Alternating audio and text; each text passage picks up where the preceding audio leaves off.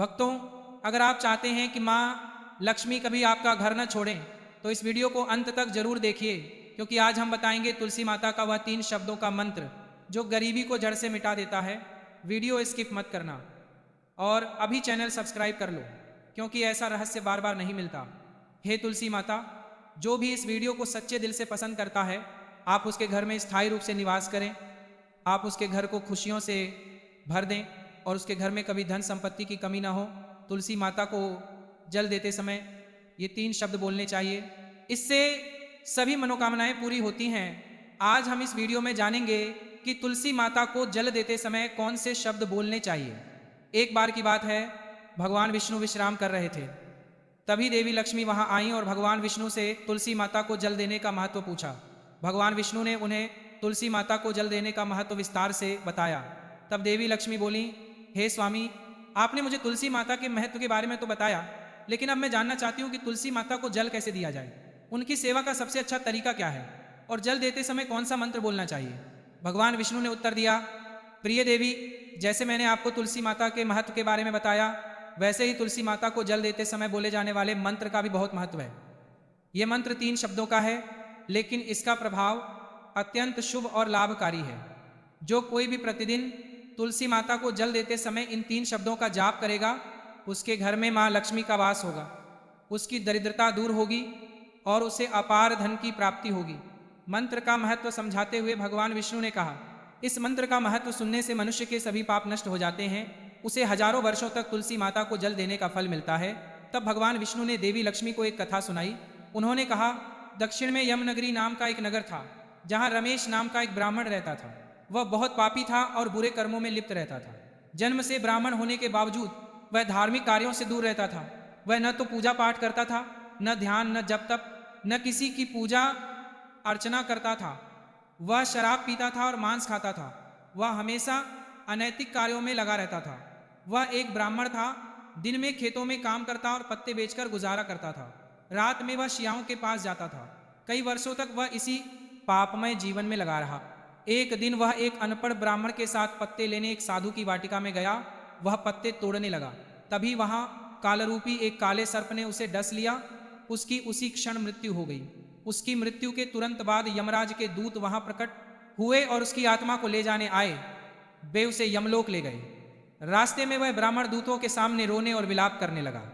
उसने कहा, हे दूतों, तुम मुझे कहाँ ले जा रहे हो? मुझे छोड़ दो, मेरे प्राण बचाओ।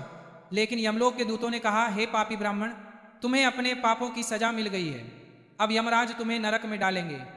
यमलोक पहुंचकर चित्रगुप्त ने उस ब्राह्मण का पूरा पत्र प्रस्तुत किया और कहा, हे धर्मराज, इस ब्राह्मण ने जीवन भर पाप ही पाप किए हैं। इसने कभी कोई पुण्य कर्म नहीं किया। धर्मराज ने दूतों से कहा, हे दूतों, इस पापी ब्राह्मण को नरक में डाल दो। इसे अपने कर्मों का फल भोगना ही होगा। यमलोक के दूतों ने ब्राह्मण को नरक में ले जाकर अग्नि में डाल दिया। उन्होंने कई वर्षों तक नरक की यातनाएं सहन की। इसके बाद अगले जन्म में उनका जन्म बैल के रूप में हुआ। बैल का शरीर पाकर उन्होंने भारी बोझ ढोया। उसका मालिक उससे दिन रात काम करवाता था। जब उसकी ऊर्जा कम होने लगी तो मालिक ने उसे लंगड़े आदमी को बेच दिया। वह लंगड़ा आदमी उस बैल से अपना बोझा ढोता था। बैल ने 8 साल तक उसकी सेवा की। फिर एक दिन बैल उस लंगड़े आदमी को लेकर एक ऊंचे पहाड़ पर चढ़ गया। थककर बैल नीचे गिर पड़ा और दम तोड़ने लगा। वहां खड़े लोगों को बैल पर दया आ गई। उन्होंने उसके मुंह में पानी डालने की कोशिश की। उसी भीड़ में एक धर्मपरायण व्यक्ति भी था। उसने अपने कुछ पुण्य बैल को दे दिए। यह देखकर दूसरे लोग भी उसे अपने पुण्य देने लगे। उसी भीड़ में एक साधु भी था। सभी लोग बैल को अपना पुण्य देकर उसका बदला चुकाने की कोशिश कर रहे थे।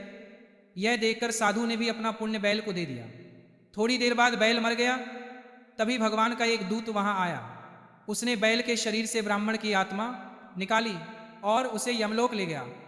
यमलोक पहुंचकर उसे यमदेव के सामने प्रस्तुत किया गया। जब चित्रगुप्त ने उसका मुख देखा तो वे चकित रह गए। साधु के पुण्य कर्मों के कारण उसके जन्म के सभी पाप नष्ट हो गए। यमदेव बोले, हे ब्राह्मण, उस साधु ने तुम्हें अपने पुण्य कर्मों का फल दिया है और तुम्हारा बहुत बड़ा उपकार किया है। उसके पुण्य कर्मों के कारण तुम्हारे सारे पाप नष्ट हो गए हैं। अतः अब तुम पुनः मनुष्य योनि में जन्म लोगे। इस प्रकार वह ब्राह्मण पृथ्वी पर एक उत्तम ब्राह्मण कुल में जन्म लेता है। उस महान पुण्य के प्रभाव से उसे अपने पूर्व जन्म की सारी बातें याद आ जाती हैं। बड़ा होने पर उसे याद आता है कि पिछले जन्म में जब वह बैल था तो एक साधु ने उसे उसके पुण्य कर्म दिए थे। वह उस साधु के बारे में जानने के लिए उत्सुक होता है। वह साधु के बारे में पता लगाकर अपने नगर पहुंचता है। वहां उसकी मुलाकात उस साधु से होती है जो अब बूढ़ा हो चुका था। वह ब्राह्मण उसे बार बार प्रणाम करता है और धन्यवाद देता है। साधु ने उससे पूछा, हे ब्राह्मण, आप कौन हैं और मुझे धन्यवाद क्यों दे रहे हैं? मैंने ऐसा कौन सा पुण्य कर्म किया है जिसके लिए आप मुझे धन्यवाद दे रहे हैं? तब ब्राह्मण ने उत्तर दिया, हे माता, मैं वही बैल हूँ जिसे आपने अपने पुण्य कर्मों का फल देकर जीवन दिया था। पिछले जन्म में अपने ही पाप कर्मों के कारण मुझे बैल बनना पड़ा था। जब मैं उस पर्वत पर अंतिम सांसें ले रहा था तब आपने मुझे अपने पुण्य कर्म दिए थे। उस पुण्य कर्म के प्रभाव से ही मैं पुनः मनुष्य योनि में जन्म ले रहा हूँ। मुझे अपने पूर्व जन्म की सारी बातें याद हैं, परंतु हे माता, मैं यह जानने आया हूँ कि आपने मुझे कौन सा पुण्य कर्म दिया था जिससे मेरे सारे पाप नष्ट हो गए। मैं उस पुण्य कर्म के बारे में जानना चाहता हूँ। तब साधु कहता है, हे ब्राह्मण, मैंने जीवन में कोई पुण्य कर्म नहीं किया, लेकिन मेरे घर में एक तोता है जो पिंजरे में बंद होने पर हमेशा कुछ न कुछ बोलता रहता है। यह सुनकर मेरा अंतःकरण शुद्ध हो गया। मैंने तुम्हें पुण्य समझकर यही मंत्र दिया था। तब साधु और ब्राह्मण उस कर करने के लिए साधु और ब्राह्मण साधु बात तो लाज तोते के पास गए और उससे पूछा, हे शुक, तुम कौन सा मंत्र बोलते हो जिससे हमारा जीवन उत्पन्न हुआ? यह मंत्र तुम्हें किसने सिखाया और इसका क्या अर्थ है? तब तोता अपने पूर्व जन्म का श्लोक सुनाने लगा। उसने कहा, हे श्रेष्ठ ब्राह्मण, मैं पूर्व जन्म में ब्राह्मण था। मुझे अपने ज्ञान पर बहुत अभिमान था। मैंने कभी गुरुओं का आदर नहीं किया, बल्कि बार बार उनका अपमान किया। अहंकार के कारण मेरा स्वभाव क्रोधी और क्रुद्ध हो गया। मैं सबको हीन समझने लगा और विद्वानों का अपमान भी करने लगा। कालांतर में मेरी मृत्यु हो गई और मुझे यमलोक ले जाया गया। पूज्य लोगों और गुरुजनों का अपमान करने के कारण मुझे तोते के घर जन्म लेना पड़ा। तोते के रूप में जन्म लेने के बाद बहुत ही कम उम्र में मेरे माता पिता का देहांत हो गया। मैं एक पेड़ की डाल पर अकेला बैठा रो रहा था। उस समय कुछ साधु उसी रास्ते से जा रहे थे। उन्होंने मेरी दयनीय हालत देखी और मुझे अपने आश्रम में ले आए। आश्रम में साधुओं ने मुझे एक सुंदर पिंजरे में रखा और मेरी देखभाल की। वे मुझे रोज खाना खिलाते थे और प्यार करते थे। उस आश्रम में साधु संत, उनकी पत्नियां और बच्चे रोज तुलसी माँ के पौधे को जल चढ़ाते और एक मंत्र का जाप करते थे। वह मंत्र बार बार सुनकर मुझे याद आ गया। तब से मैं उस मंत्र का जाप करता आ रहा हूँ। इस मंत्र के प्रभाव से मेरे जीवन में सकारात्मक बदलाव आए। मुझे अपने किए पर पछतावा हुआ और मेरी मृत्यु भी टल गई। मैं 100 साल का था और इतने सालों तक जीवित रहा। एक रात एक चोर उस आश्रम में आया और मुझे वहां से चुरा ले गया। बाद में उस साधु ने मुझे उस चोर से खरीद लिया। साधु के घर आकर भी मैं उस मंत्र का जप करता रहा। इस मंत्र को सुनकर साधु का अंतःकरण शुद्ध हो गया। वह अपना पुराना जीवन त्याग कर भगवान विष्णु की आराधना करने लगा। हे ब्रह्मदेव, इस मंत्र के प्रभाव से मेरे और इस साधु के सभी पाप नष्ट हो गए हैं। इसी मंत्र ने आपको भी पापों से मुक्त कर दिया है। इस प्रकार तोते ने साधु और साधु को पूरा श्लोक सुनाया। यह सुनकर साधु और तपस्वी बहुत प्रसन्न हुए। उन्होंने निश्चय किया कि अब वे प्रतिदिन तुलसी माँ को जल चढ़ाएंगे और उस मंत्र का जाप करेंगे। कुछ समय बाद वह ब्राह्मण, वैश्य और तोता मंत्र के प्रभाव से दिव्य विमानों में बैठकर विष्णु लोक की यात्रा पर निकल पड़े। भगवान विष्णु ने देवी लक्ष्मी से कहा, हे देवी, क्या तुमने देखा? तुलसी माँ के मंत्र के प्रभाव से उस तोते, वैश्य और ब्राह्मण के सभी पाप मिट गए। इसीलिए प्रत्येक व्यक्ति को प्रतिदिन तुलसी माँ को जल चढ़ाकर इस मंत्र का जाप अवश्य करना चाहिए। वह मंत्र इस प्रकार है, वृंदावन स्वाहा, वृंदावन स्वाहा। जो स्त्री प्रतिदिन तुलसी माँ के सामने इस मंत्र का जाप करती है वह सौभाग्यवती हो जाती है। जो पुरुष इस मंत्र का जाप करता है उसे बहुत सारा धन प्राप्त होता है। जिस घर में प्रतिदिन तुलसी माँ की पूजा होती है वहाँ सदैव देवी लक्ष्मी का वास रहता है। तुलसी माँ का यह मंत्र फल और सिद्धि देने वाला है। स्नान के बाद महिलाओं को अपने बालों को बांधना चाहिए, माथे पर सिंदूर लगाना चाहिए और तुलसी माँ को जल अर्पित करना चाहिए। इसके साथ ही उन्हें तुलसी माँ की परिक्रमा भी करनी चाहिए। शाम के समय तुलसी माँ के पास दीपक जलाने से घर में सुख समृद्धि आती है।